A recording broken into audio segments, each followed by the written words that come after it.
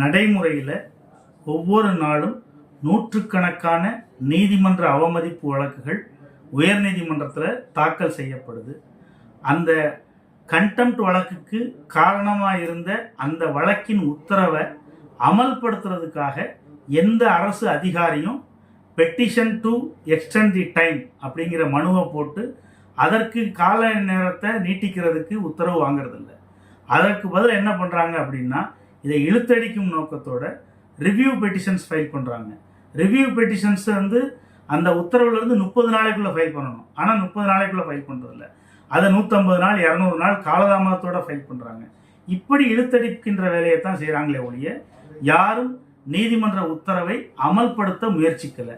நீதிமன்றம் எப்போ statutory notice கொடுக்குறாங்களோ அதற்கு பின்னாடி தான் ஒரு 4 நாளைக்குள்ளே வேகமாக உத்தரவை அமல்படுத்திட்டு வர்றாங்க அப்படிங்கிறத தெரிஞ்சுக்கணும்.